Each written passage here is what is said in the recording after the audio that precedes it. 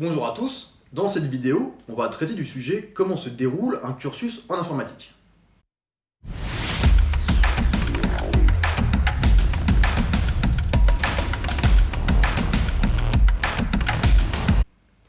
Alors, comment se déroule un cursus en informatique, que ce soit un DUT, une licence ou encore une école privée? Alors, ce qu'il faut savoir, c'est que dès le début, dès votre première année, votre professeur aura choisi un langage de programmation, il ne l'aura pas choisi au pif. Alors, si on prend par exemple l'école Epitech, vous allez commencer avec le C. Alors, pourquoi ce langage-là? C'est un langage qui est de bas niveau. Alors, si vous ne savez pas ce que ça veut dire bas niveau, c'est une échelle entre le bas et le haut niveau. Tout ce qui sera dans le bas niveau, ce sera un langage qui se rapproche du langage machine, typiquement le binaire, et le haut niveau, un langage qui se rapproche de la langue humaine en fait. Donc le C est un langage de bas niveau, donc ça veut dire qu'il est assez rigoureux, la syntaxe est assez précise. Si vous allez oublier une parenthèse, une virgule, le compilateur va tout de suite s'arrêter et vous dire non, il y a un problème, moi je m'arrête là.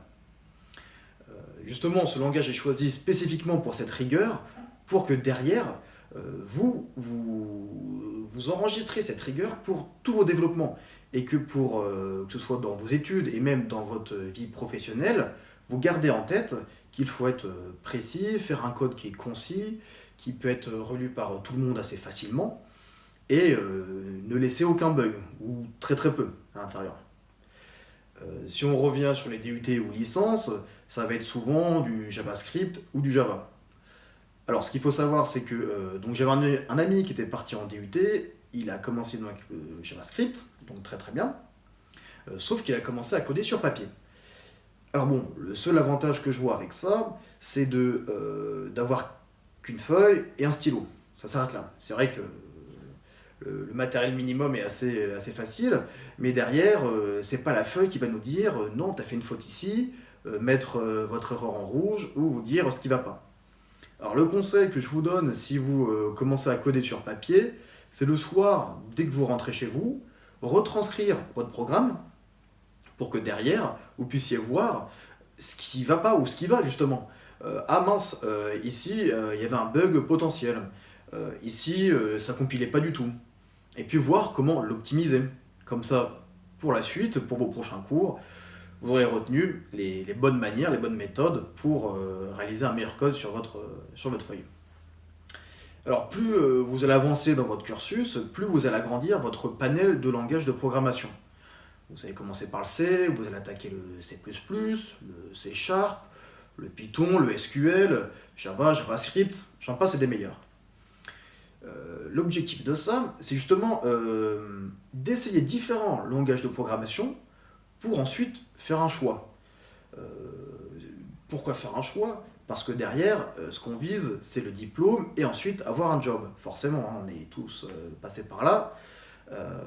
Donc, dans les études, on va voir donc tous ces langages de programmation et il va falloir se dire celui-là, je l'aime pas trop, il est trop rigoureux pour moi, il est trop bas niveau.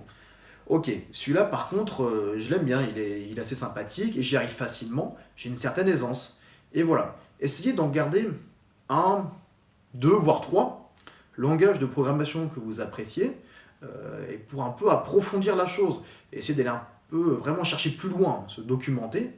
Parce que derrière, dans le monde de l'entreprise, il y aura vraiment une stratégie en fait avec ces langages de programmation. Prenons quelqu'un qui adore le C, vraiment c'est son langage favori, il fait que ça. Derrière, les offres d'emploi vont être assez minimes. Vraiment, c'est un langage qui est fort, hein, qui est puissant, mais si on a une ou deux offres d'emploi, c'est déjà pas mal. Tandis que si on prend un langage un peu à la mode, du style un framework comme l'Angular, là, derrière, vous allez avoir des pelletés d'offres d'emploi. Et justement, c'est ça qui est intéressant. Donc la bonne chose à faire, c'est un an avant la fin de vos études, essayez de regarder un peu les offres d'emploi sur LinkedIn. Essayez de voir, ah tiens, ils recherchent du Java, du J2E. D'accord, peut-être que je pourrais regarder dans ce langage-là. Ou l'Angular, ça c'est pas mal aussi, ça c'est à la mode. Comme ça, dès que vous allez finir votre cursus, vous n'allez pas être dans le premier cas de la personne qui aura une ou deux offres d'emploi, qui sera limite obligé de postuler dans cette boîte parce qu'il n'a pas d'autre solution, vous aurez un panel de 10, 15 boîtes, 15 offres d'emploi, et vous pourrez vous dire, ok, cette boîte-là, elle est vraiment pas mal, j'ai passé l'entretien, je peux être pris, mais le salaire, il est pas top. Tandis que dans cette boîte-là, pareil, je suis pris, le salaire, il est vraiment bien, mais il n'a pas les avantages, le nombre de congés que la troisième boîte me propose. Et après, derrière, vous pouvez peut-être les mettre en concurrence pour essayer d'augmenter justement vos conditions d'entrée pour votre premier job.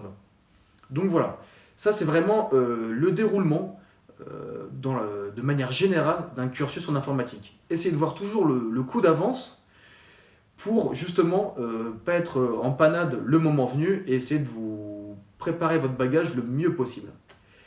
Bah écoutez, la vidéo touche à sa fin, j'espère qu'elle vous aura plu. Si c'est le cas, vous êtes habitué, mettez un petit pouce bleu. Si vous avez des questions, mettez-les en commentaire. Et si c'est pas le cas, abonnez-vous. Allez, ciao!